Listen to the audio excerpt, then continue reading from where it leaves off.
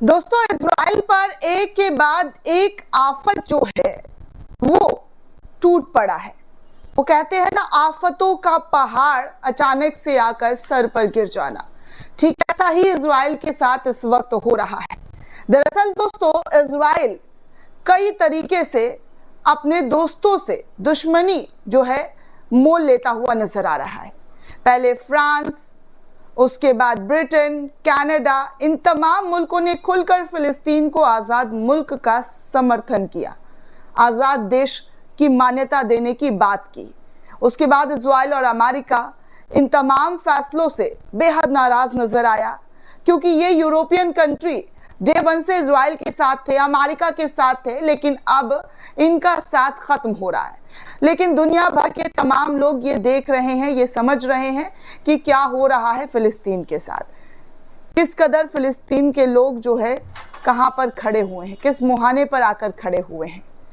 अब ऐसे में एक देश था जो इजराइल को साथ दिया हुआ था, इजराइल के साथ खड़ा हुआ था, वो इस्लामिक देश की मैं बात कर रही हूँ, यूरोपियन कंट्री की बात नहीं। यूरोपियन कंट्री में तो बहुत सारे कंट्री थे जो इजराइल को समर्थन कर रहे थे, खूब उनका सपोर्ट कर रहे थे। हालांकि अब उनके सपोर्ट सिस्टम में कमजोर कड़ी जो है वो पड़ती जा रही है, दीवारें जो है वो दरकती जा रही हैं, दरारें आ रही हैं। लेकिन जो खबर आ रही है, जो रिपोर्ट सामने आया है, वो ये है कि इजराइल का इकलौता अरब देश भी उसका साथ छोड़ रहा है, छोड़ सकता है। पहले राजदूत को निकाला, अब बड़ा कदम उठाता हुआ नजर आ रहा है। दरअसल दोस्तों, अरब देश और इजराइल के बीच ऐतिहासिक रूप से शत्रुता रही है। जी हाँ, दुश्मनी रही है, और इन दोनों की दुश्मनी हमेशा से रही है, जो 1976 के 6 दिवसीय युद्ध के बाद और गहरी होती चली गई। युद्ध में इजराइल के खिलाफ सभी अरब देश एक साथ आए थे। इसके बावजूद इजराइल ने जीत हासिल की। दशकों के बाद अमेरिका की पहल से कुछ अरब देश और इजराइल के संबंध में कूटता कम आई, और यूएई इजराइल के लिए अरब दुनिया का दरवाज़ा बना। साल 2020 में अमेरिका से पहले यूएई और इजराइल के बीच अब्राहम अकॉर्ड पर हस्ताक्षर हुए, जिसके बाद दोनों देशों ने अपने संबंध को सामान्य किया। दोस्तों, आपको बता दूं कि अब्राहम अकॉर्ड में समझौते में केवल यूएई ही शामिल नहीं था, बल्कि मोरक्को, सूडान और बहरीन ने भी इजराइल के साथ राजनयिक संबंधों की शुरुआत की थी। समझौते के बाद से इजराइल और यूएई के संबंध काफ़ी आगे बढ़े, और ये केवल सरकार से सरकार तक सीमित नहीं रहा दोस्तों, बल्कि रिश्ता दोनों देशों के लोगों के बीच भी बढ़ा।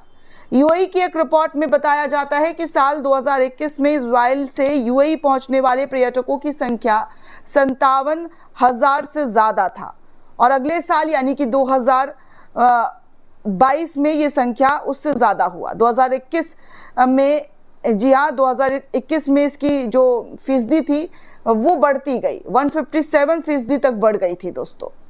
दोनों देशों के बीच व्यापार में भी काफ़ी बढ़ोतरी देखने सुनने को मिला। डेटा एनालिटिक्स फर्म यानी कि CEIC के आंकड़ों के मुताबिक मार्च 2025 में इजराइल ने यूएई को 6.6 करोड़ डॉलर का निर्यात दिया था। वहीं यूएई ने इजराइल को 94 करोड़ का निर्यात भी किया था। इजराइल और यूएई के हीरो की भारी मांग थी, और ये निर्यात अहम हिस्सा था इन दोनों देशों के बीच। काफ़ी कुछ अच्छा टर्म्स था दोनों देशों के बीच, खासकर इस्लामिक कंट्री में किसी एक कंट्री के साथ उनके अच्छे रिश्ते, ये बहुत, वो कहते हैं ना कि रिश्तों को मजबूती देना, ठीक ऐसा ही कुछ हुआ।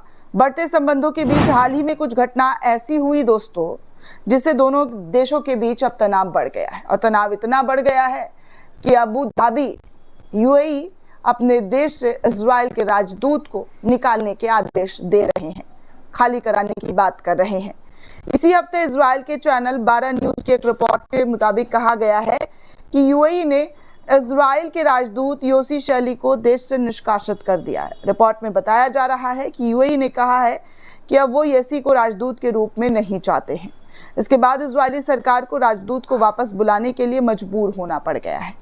वहीं हिब्रू मीडिया रिपोर्ट्स में कहा गया है कि राजदूत ने यूएई के एक बार में ऐसी हरकत की जिससे यूएई की गरिमा को नुकसान पहुंच गया है। हिब्रू समाचार साइट N12 के मुताबिक राजदूत शेली खाड़ी देश के एक बार में कई इजरायलियों के साथ पहुंचे थे। इस दौरान उनके साथ महिलाएं भी मौजूद थी। उन्होंने बार में जाकर ऐसी हरकत की जिससे यूएई देश नाराज हो गया। बताया जा रहा है कि जी हाँ, इसके बाद यूएई के अधिकारियों ने इजराइल को बताया है कि राजदूत शैली की हरकत अस्वीकारनीय है उनके देश में और इससे यूएई की गरिमा को नुकसान पहुंच रहा है। राजदूत को निकालने के बाद अब खबर है कि इजराइल यूएई से अपने डिप्लोमेटिक स्टाफ और बाकी नागरिकों को भी निकालने के आदेश दे रहा है। इजराइल के राष्ट्रीय सुरक्षा परिषद ने खाड़ी देश में रहने वाले कुछ रिपोर्ट के मुताबिक इस तरीके का कदम उठाया, जैसा कि मैंने पहले वीडियो में आपको बताया है। आप अगर नहीं देखे हैं तो आप जाकर हमारी पहली वीडियो में आप देख सकते हैं आज की कि किस तरीके से जो है इजराइल को खतरा महसूस हो रहा है ईरान, हमास, हिजबुल्लाह से। इस वजह से ये तमाम जो है कदम उठाया गया है और अपने तमाम स्टाफ को, तमाम राजनयिक, उनके परिवारों को निकाला गया। पूरी रिपोर्ट देख सकते हैं। तो इस तरीके से दोस्तों खबर ये आ रही है कि इजराइल जो इस वक्त पूरी तरीके से नेतन्याहू सरकार अलग थलग खड़े हुए हैं, जो इजराइल दुनिया को सबसे शक्तिशाली देश बताने की लगातार कोशिश करता रहा। हम आप भी मानते रहे, हमेशा से यही देखते सुनते आए, लेकिन अब ऐसी हालत हो गई है दोस्तों कि इजराइल अपने तमाम मजबूती की पकड़ जो है वो खोता हुआ नजर आ रहा है। यूएई के साथ उनकी खटास साफ तौर पर ये बता रही है, जाहिर कर रही है कि देखिए कितना बड़ा जो है इजराइल को इससे चोट लग सकता है, धक्का लग सकता है। दोस्तों आप सभी को पता है कि 7 अक्टूबर 2023 को फिलिस्तीनी संगठन, जो फिलिस्तीन का एक संगठन है दोस्तों, हमास, उसके जरिए इजराइल के एक म्यूजिक फेस्टिवल में अचानक से हमला कर दिया गया था, जिसमें 1200 लोगों की जानें गई थी और सैकड़ों लोग बंधक बना लिए गए थे। हमास के इस हमले के बाद जवाब में इजराइल ने फिलिस्तीनियों के शहर गाजा पट्टी पर ताबड़तोड़ अटैक किया था। गाजा पर इजराइल के हमले से अब भी, जी हाँ, अभी भी लगातार जारी है और इस युद्ध में 60,000 से ज़्यादा लोगों की जान जा चुकी है। गाजा में इजराइल के युद्ध को ख़त्म करने के लिए कई दौर की बैठकें चल रही हैं, बातचीत हुई, लेकिन दोनों पक्ष अभी तक सहमत नहीं बन पाए। एक जैसे उनके राय, एक जैसे मशवरा उनका नहीं हो पाया है। इजराइल का कहना है कि जब तक हमास को ख़त्म नहीं करेंगे तब तक वो हमला नहीं रोकेगा। इधर हमास का भी कहना है कि वो किसी भी कीमत पर, किसी भी सूरत पर हथियार नहीं डालेगा जब तक गाजा पट्टी और इजराइल से उनके तमाम लोगों को नहीं छुड़वा लेता है। गाजा में जिस तरीके से इजरायली हमले में आम लोगों की जान जा रही है, इसे लेकर काफ़ी इजराइल की आलोचना हो रही है। मानव अधिकार समूह और आलोचकों ने इसे नरसंहार बताया है। सऊदी अरब समेत अरबी देशों ने गाजा पर लगातार हमलों के लिए इजराइल की कड़ी आलोचना की है, लेकिन यूएई इस विषय पर अब तक मौन रहा था और इसे इजराइल के साथ अपने संबंधों को बढ़ा रहा था। गाजा में युद्ध छिड़ने के बाद यूएई एकमात्र ऐसा देश था दोस्तों जो अरब देश जो है इजराइल के साथ खड़ा था। इजराइल के विदेश मंत्री का दौरा भी हुआ था बार बार। इजरायली विदेश मंत्री गिदोन सार ने गाजा में अस्थायी युद्ध विराम होने से पहले जनवरी 2025 में यूएई की यात्रा पर थे।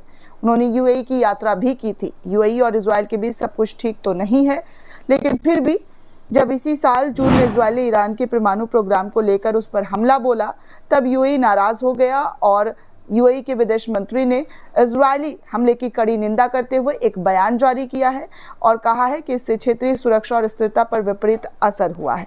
इससे अगले महीने, जी हाँ, इसके अगले ही महीने खबर आती है कि यूएई ने इजराइल के राजदूत को वहां से निकाल दिया है और अब इजराइल ने अपने अधिकांश डिप्लोमेटिक स्टाफ और उनके परिवार वालों को यूएई छोड़ने की सलाह दे दी है। तो इस तरीके की खबर, इस तरीके की रिपोर्ट दोस्तों निकलकर सामने आ रही है, जहां पर एक इकलौता देश जो इजराइल का समर्थन कर रहा था वो भी उनसे अब छूट गया है। दोस्तों इस पूरे रिपोर्ट को लेकर आप क्या सोचते हैं, आपकी क्या राय है, हमें कमेंट करके जरूर बताइएगा। साथ ही साथ चैनल को ज़्यादा से ज़्यादा लाइक, शेयर और सब्सक्राइब करना बिल्कुल भी ना भूलें। शुक्रिया दोस्तों।